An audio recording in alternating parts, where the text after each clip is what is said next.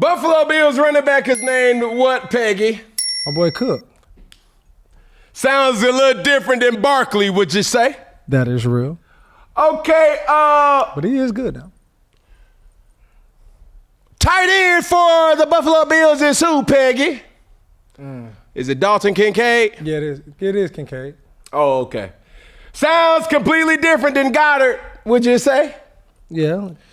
Okay, wide receiver for the Buffalo, Peggy. One of them's name is Coleman, you say? You got Keon. Kirko out.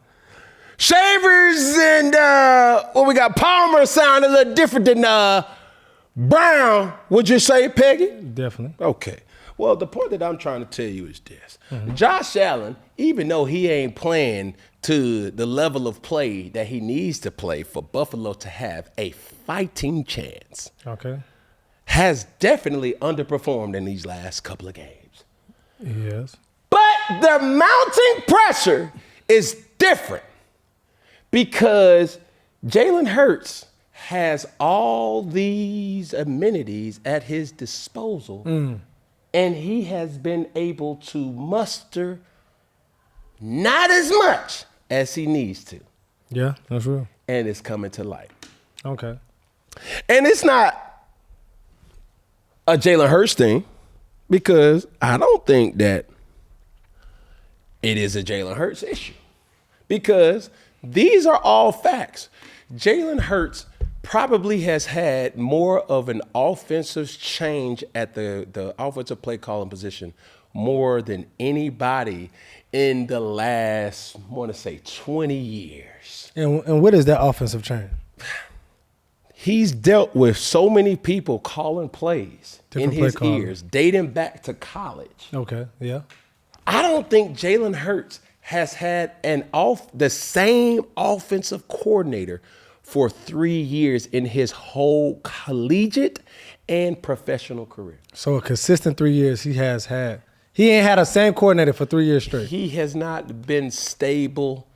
He's been what we call a journeyman. I mean, my man had so much change, almost like a military brat trying to be able to say, where is home? And when you look at Kevin Patullo, Okay. Back on Kevin, huh? I'm back on Kevin. Kevin! I'm back on Kevin. On your Patullo. Because now you got Hurts, Smith, Goddard, Barkley, Brown. Hurts, Smith, Goddard, Barkley, Brown. Yes. Hurts, Smith, Goddard, Barkley, Brown. Barkley, Brown, Goddard, Smith, and Hurts. You have that much firepower. It's almost like you're driving the best or the fastest car with all that horsepower, but you're driving it like a little plucker. But whose fault is that? Is it Kevin Patullo's fault or Jalen Hurts? It's not Jalen Hurts' fault. It's not? It is. He has to take some type of blame and accountability for this. Because to say that he hasn't had the opportunity will be me saying or overlooking he missed open receivers, has been inaccurate on his passes. But at the same time, though, when you look at the comparables from Buffalo and Philadelphia, the skill set at the quarterback position is there and is capable. But when you're throwing to Keon Coleman, Dalton Kincaid, Cook, as well as Palmer and Shavers, that's when you say, okay. Yeah. When you got all pros, Pro Bowlers, They got supreme not team. to mention your offensive line, Lane Johnson. Not to mention They got what you have sweet access to defensively. Now, granted, some guys are missing because of injury, Yeah. but come on now. Yeah, even looking, yeah, you're right. This Buffalo, and not saying they're the worst, but you got James Cook is solid. All right. But he ain't Saquon. He ain't Saquon Barkley. You got Keon Coleman. He's definitely not a Smith or a Brown. He's not a Devontae Smith. Or A.J. Brown. A.J. Brown. That's He not might to be say the best receiver because then it's like when you do line item by line item, eliminating the quarterback position, and you start talking about what these quarterbacks have access to around them, all arrows points to Jalen Hurts and the Philadelphia Eagles. For sure. That's why people are disappointed more. Because you shouldn't. Because it's like, how are you losing with this? How are you doing the bare minimum with this? Yeah. And don't sit up you can really give them. Don't sit up here and say that you can't have talent all around you, because even though they just took an L this week in Detroit, when you see Jared Goff dealing and delegating the football amongst all that talent around him, when you see Matthew Stafford dilly and dally and all that talent around him, Baker John dillying and dallying and all that talent around him, it makes you scratch your head and say, hold on, bro. What's up with you? What's going on over there? Bye-bye. What's going on over there? Twin, where you been? Okay. But hear this out, Peggy, and this is the bigger thought. Talk to me. Joe Burrow, in his absence, makes you understand and appreciate how big of a game changer he is to the Cincinnati Bengals. And it's not just Joe Burrow, too. Hold on, because I'm going now. Go. Lamar Jackson! Okay. In his absence to the Baltimore Ravens. Well. Now makes everybody say, you just can't put anybody back there. Somebody need to have a little something. And when I came up with that list of game changers, game managers, people were in an uproar. Yeah. When I came out with my list of top 10 and said, these are the individuals, people were in an uproar. They were. Yeah. I had to tell people I ain't know you. That's what you did, Peggy. You with him. Never seen the guy. Let me tell you something about the show. What you say? Every man for themselves? No, Arm and Hammer. Mr. Clean. Okay. Big dog. Spit shine. All right now. Okay. Armor raw. Head ass. All right, looking like you play on Charlie and the Chocolate Factory, all right? It's with okay, that hat. brother. Okay. I done heard that one before. Right. Top Hat McGee, okay. But, all right. I got you now. But I'm telling you, your head looking like a kneecap over there, boy. Okay. Relax. Your hats look like the mountaintop, my That's brother. cool. Okay. All right. All right. Head ass. Okay, that's fine. I'm trying to tell you. Slow down, Peggy. You know what I'm saying? I ain't never disown you now. I know. All right. Face ass, boy. Come on now. Slow down. Okay. All right. You looking like Pops from the Wham Bros in the shirt, my brother. Yeah.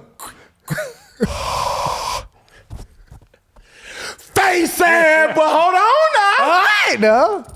You just can't put anybody under the helm in Baltimore because rumor has it that Lamar Jackson is the key ingredient. He is. And speaking of that, the key ingredients, the Ravens are averaging 6.5 points per game without Lamar Jackson this season. This is a completely different team. All right, Yuri even tweeted, he said, I knew Lamar Jackson covered up for a lot, but I didn't realize he covered up for all 52 other players. Now, that's extreme, but still, maybe not. But that team doesn't even look like the Baltimore Ravens right now. You have all the personnel there, but the key ingredient, like you said, is not there. Which goes back to my point. Anybody who's watching this show, I would challenge you to go back to the takes that I had with covering quarterbacks. It ain't no shade, it ain't no smut, it ain't no disrespect to nobody. It's my job to give the analytical critique of the football player. And what I've seen in the Philadelphia Eagles, it's been underperforming at that specific position. And it hurts me to say that. And it's not just Jalen Hurts' fault. Okay. It's Nick Sirianni and it's Kevin Patullo. It just falls on Jalen Hurts. Because Jalen Hurts is not the boisterous person even after the game. He's the guy that says everything right. He's a politician. He's going to say all the right things. He's going to take accountability, rightfully so. Yeah. But sooner or later, somebody has to say, hold on, dog. Y'all got Jalen Hurts out here looking real terrible. Yeah. And what they doing is like, what are they good? They don't have no identity, zero identity. yeah. But it doesn't look like, other than the tush push, but everybody's pushing on that. It's like, where is Jalen Hurts shining? And honestly, I'm just going to say it. After even seeing Joe Flacco, he can go in right now and have the same record that Jalen Hurts has. Like, that's like for real, because of what he's even doing, even with his time with Cincinnati last week.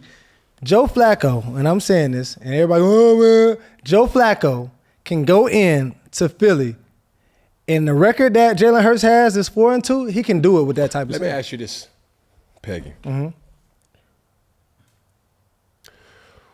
Will the Philadelphia Eagles that you think, Yeah. and this is a question to you, do you think the Philadelphia Eagles offensively will be a more explosive team with Joe Flacco at the quarterback or Jalen Hurts at the quarterback? I would say more explosive. I think it's twofold.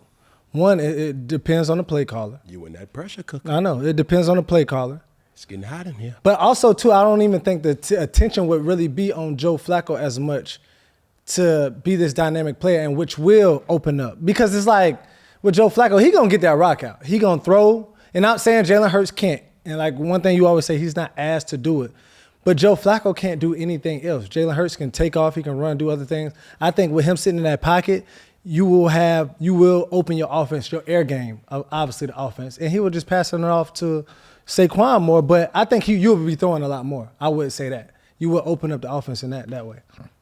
So I would say that with Joe Flacco versus Jalen Hurts. But it's twofold. Bro, the offensive coordinator has to do his job and open up the playbook and do more than what they're doing. That's just my 2 cents. Because what? Last game with the Bengals, Joe Flacco, 64% completion rating, 219 passing yards, and 2 touchdowns. Peggy, the question was this. Do you think the offense will be more explosive? It will be the same. With Joe Flacco as a Philadelphia Eagles quarterback, or more explosive with Jalen Hurts as a quarterback for the Philadelphia Eagles? More explosive, I would say it would be equal. Because I feel like, and I'm not just saying anybody. No. You don't get to say equal. Equal was not an option. I would go with Jalen Hurts as more explosive because you have the option to also You're run. Tap too. dancing, Peggy. No, I'm saying. Say less. But I do say from what they're throwing right now, you can put Joe Flacco and what they're running, you can put Joe Flacco on the offense and they still have the same outcome. If the team is that good around him, it's not more of Jalen Hurts, it's just what they built and what they're asking him to do. They're not really, if you said, what is Jalen Hurts' game? What can you say?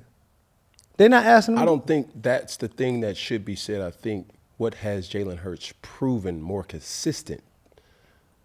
And that's what people can go off of. Mm-hmm. Jalen Hurts is such a likable person.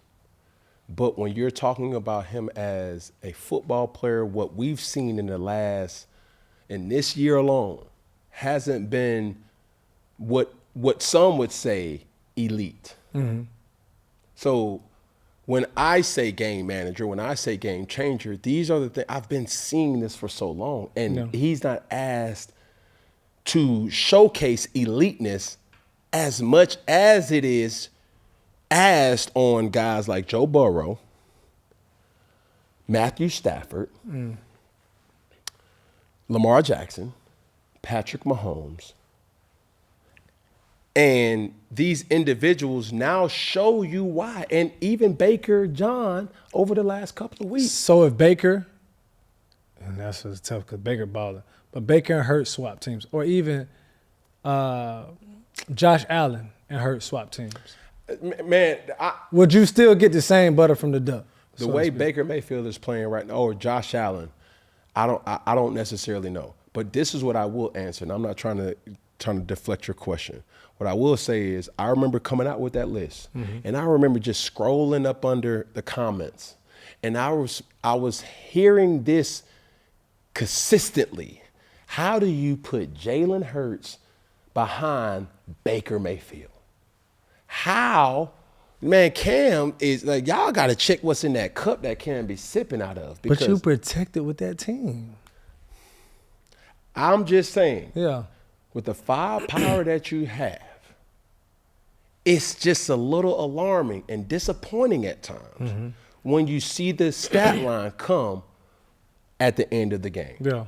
And normally, last year, at least it was able to be said, Saquon is having a hell of a year, a monumental year, an historic year.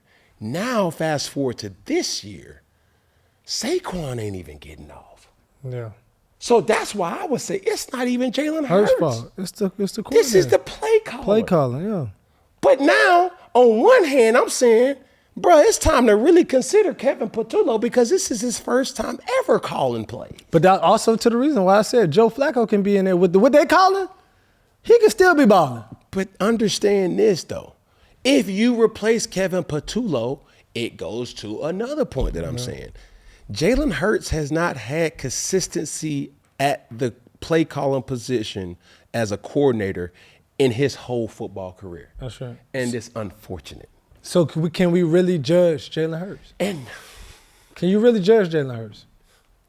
And if I'm Jalen Hurts, I'm ticked off because now it's like, yo, I don't even have no identity. More times than I've ever had, I don't even know what we're doing. Tell me this from a quarterback perspective.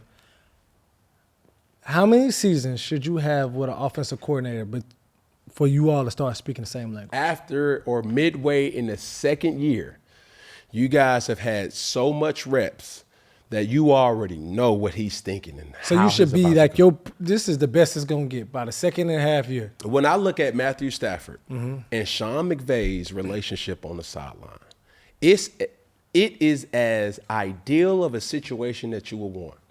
Even after the bad plays. I don't know if people are really paying attention to these type of things.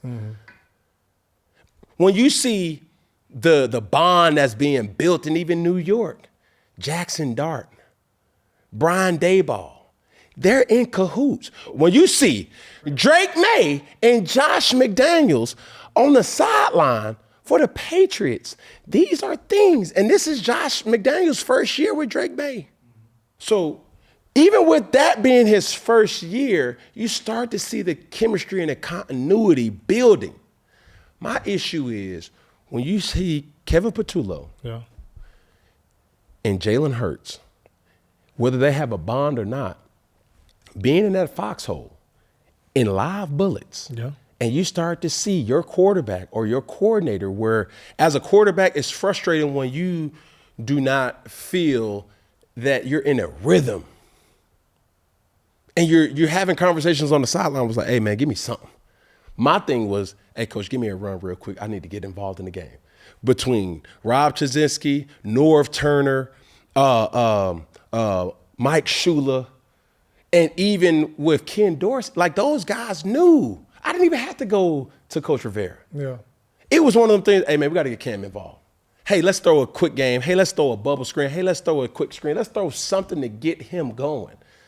When I'm looking at the Philadelphia Eagles, I don't even know if they're really considering getting Jalen Hurts going until it's too late. Yeah. And we seen flashes. We saw flashes of the Los Angeles Rams game, and it was like, okay, he's capable.